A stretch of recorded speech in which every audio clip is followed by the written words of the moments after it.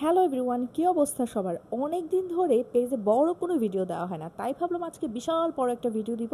আর আপনারা সবাই অবশ্যই ভিডিওটা দেখবেন এবং সুন্দর একটা কমেন্ট করবেন। অনেক দিন ধরে চাইনিজ খেতে ইচ্ছে করছিল, তাই ভাবলাম আজকের ইফতারিতে চাইনিজ রান্না করব। সো চাইনিজ রান্না করা কিন্তু অনেক ঝামেলার বিষয়, মানে সব ধরনের জিনিসপত্র কিন্তু খুবই জোগাড় করে করে তারপর রান্না করতে হয়। যাই হোক, সয়া সস তো সবসময়ই থাকে বাসায়, লাগবে শুধু ভেজিটেবলের মধ্যে আমি ক্যারেট দিয়েছি আর ক্যাপসিকাম দিয়েছি আর চিকেন দিয়েছি। এগুলোতেই কিন্তু হয়ে যায় চাইনিজ। যাই হোক, অনেকে অনেক বেশি সবজি ইউজ করে, আমি কিন্তু লিমিটেড সবজি ইউজ করি। আর এই যে এখানে কারিটা রান্না করার জন্য আমি এখানে চিকেনটাকে ভালো করে ম্যারিনেট করে নিচ্ছি, কারণ এভাবে চিকেনটাকে ভালোভাবে ম্যারিনেট করে নিলে কিন্তু কারিটা অসম্ভব মজা হয়, স্মেলটা দারুণ আসে এবং দেখতেও অসম্ভব সুন্দর লাগে। এই যে দেখেন, আমি একটু হালকা তেলের মধ্যে এভাবে করে আমি চিকেনটাকে আগে ভেজে নেব, কারণ কাঁচা অবস্থায় নর্মালি যদি আমি চিকেনটাকে কারির মধ্যে দিয়ে দিই তাহলে কিন্তু দেখতে অত সুন্দর হবে না, খেতেও মজা হবে না। এই যে দেখেন কি সুন্দর একটা লুকস আসছে না? এটা ভাজা ভাজা হলে আরও ভালো হবে। ওকে, খুব বেশি ভাজা ভাজা করবো না, জাস্ট নর্মাল একটা ভেজে রেখে আমি রেখে দেবো। এখন হচ্ছে একটা প্যান নিয়ে নিব, এখানে হচ্ছে গিয়ে আমি কারিটা রান্না করব, গাজর দিয়ে দিব, ক্যাপসিকাম দিয়ে দিব, তারপর সামান্য একটু তেল দিয়ে দিব। আসলে নর্মালি কারিটা এভাবেই রান্না করে, তবে কিছু বিশেষ ধাপ যদি আমরা ফলো করি তাহলে কিন্তু আমাদের কারিটা একদম পারফেক্ট হবে। আর বাইরে থেকে আমরা যে চাইনিজগুলো নিয়ে আসি তারা কিন্তু টেস্টিং সল্টটা ইউজ করে, আর আমি যখন বাসায় রান্না করি তখন কিন্তু টেস্টিং সল্টটা দেওয়া হয় না, যার কারণে কিন্তু এটা স্বাস্থ্যের জন্য কোনো ক্ষতিকর কোনো কিছুই বয়ে আনে না।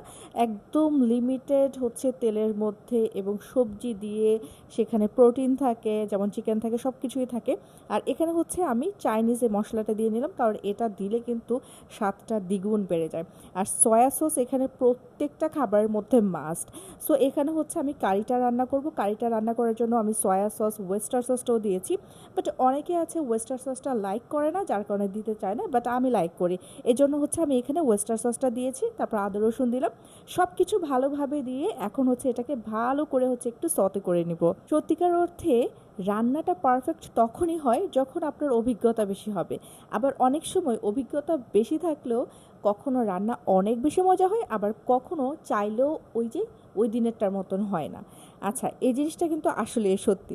যাই হোক, দেখেন কারির কালারটা কি সুন্দর এসেছে, তাই না? এখন একটু পানি দিয়ে নেব। আর চাইনিজ কারিটার মধ্যে না কালারফুল মানে সবজিগুলো খুবই ভালো লাগে।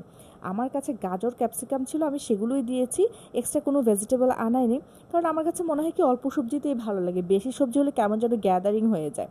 এখন হচ্ছে আমি চিকেন ফ্রাইটা করব। চিকেন ফ্রাইটা করার জন্য আমি আদা রসুন সব কিছু আবার একসাথে সুন্দর মতো দিয়ে দেবো। আর এই যে মেইন জিনিস সয়া সস, এটা কিন্তু মাস্ট দিতেই হবে।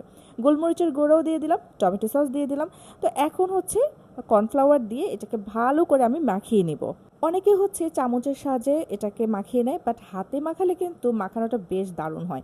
আর এখানে কর্নফ্লাওয়ার গুঁড়িয়ে ওই যে কারিটার মধ্যে দিয়ে দিব। আর একদম কর্নফ্লাওয়ার দেওয়ার পর কিন্তু এটার কালার, এটার লুকস সব কিছু দারুণভাবে চেঞ্জ হয়ে যায়।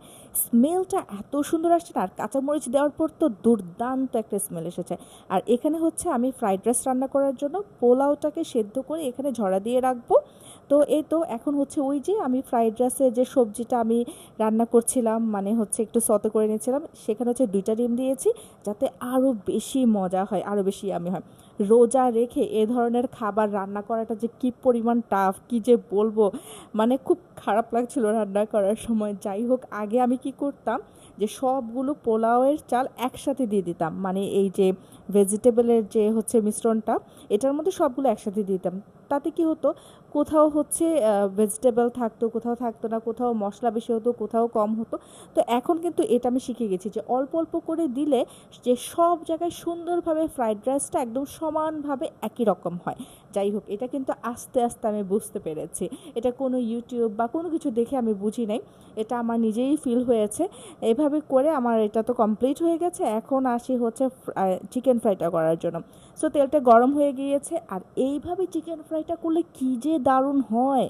কারণ অনেকেই আছে আটা বা ময়দার মধ্যে হচ্ছে একটু মানে শুকনা শুকনা করে ওভাবে করে চিকেন ফ্রাইটা করে, বাট ফ্রাইড রাইস এই ধরনের চিকেন কারি এগুলোর মধ্যে না এই টাইপের চিকেন ফ্রাইটা অনেক বেশি মজা লাগে। সো আমার বাসার সবাই তো খুব বেশি পছন্দ করে, আমিও অনেক পছন্দ করি, বাট আমার মেয়ে খেতে চায় না, এটা একটা সমস্যা। আচ্ছা, আজকের রান্নাগুলো কেমন হলো সেটা অবশ্যই অবশ্যই আমাকে জানাবেন, ভালো লাগলে সেটাও জানাবেন, খারাপ লাগলে সেটাও জানাবেন। আল্লাহ হাফিজ।